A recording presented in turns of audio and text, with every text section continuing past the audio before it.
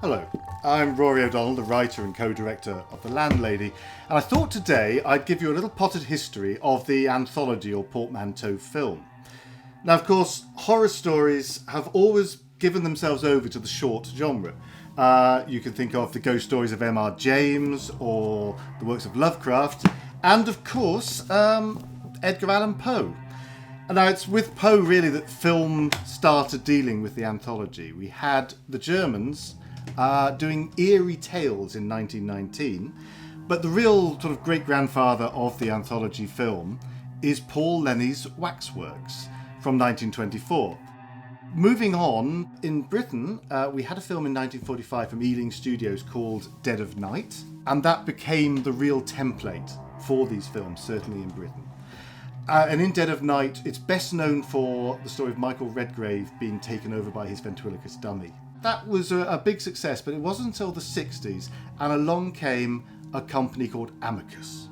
Now, Hammer had resurrected the British horror film in the late 50s with Dracula and Frankenstein and Peter Cushing and Christopher Lee, all these wonderful films.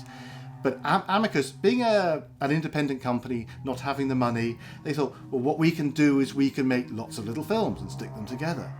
And they started with the first, which is Dr. Terror's House of Horrors, starring Peter Cushing as he uses his tarot cards to tell the fortunes of some unfortunate gentlemen. And that then led to a whole slew of these films from Amicus, 8 exactly, between 1965 and 81. And here are the titles. I've got them written down so I can get through them all.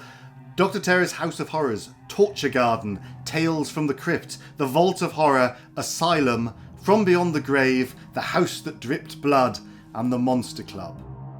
It was in the 80s in America that the big names really stepped in. You had Stephen King and George Romero doing Creepshow, and the anthology TV shows from the 60s and 70s produced movie versions like Twilight Zone the movie, Tales of the Dark Side.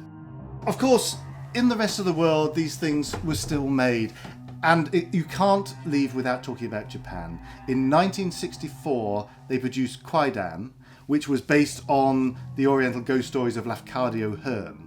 But more recently, they've really taken hold of these short stories. So you've got things like Dark Tales of Japan here, and then the Three Extremes movies, which would take some of the leading directors from both Japan and Korea and Hong Kong who made these anthologies. So it's really alive in the East.